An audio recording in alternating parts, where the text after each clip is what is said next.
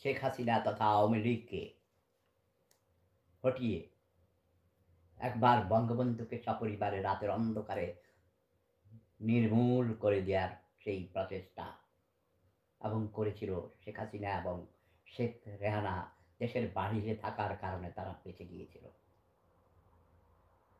তারা ২১ বছর আওয়ামী লীগ ক্ষমতার বাহিরে থাকার পর আবার ক্ষমতায় এসে শেখ হাসিনা তার মা বাবার হত্যার প্রতিশোধ তথা বিচার করিয়েছিলেন।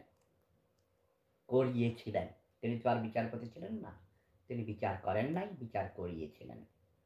অতঃপর প্রায় ১৫-১৬ বছরের মতো ক্ষমতায় থাকার পর শেখ হাসিনা ক্ষমতাচ্যুত হন নিজের অনেক ভুলের কারণে।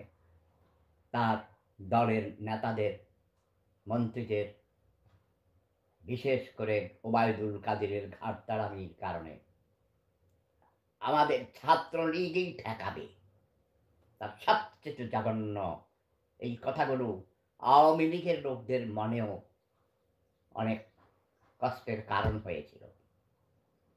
আমি আওয়ামী লীগ করি না ভাই, বড় বড় নেতা নেত্রীদের প্রতিশোধের নেশা। প্রফেসর ডক্টর মোহাম্মদ ইউনুসকে আইনের মাধ্যমেই শেখ হাসিনা গ্রামীণ ব্যাংকের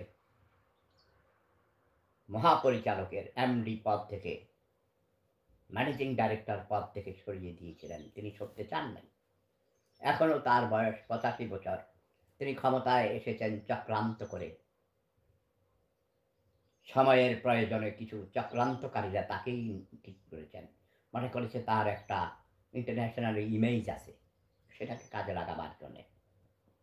ডক্টর ইউনুসের চেয়ে আরো অনেক যোগ্যতা সম্পন্ন ব্যক্তিত্ব বাংলার মাটিতে আছেন।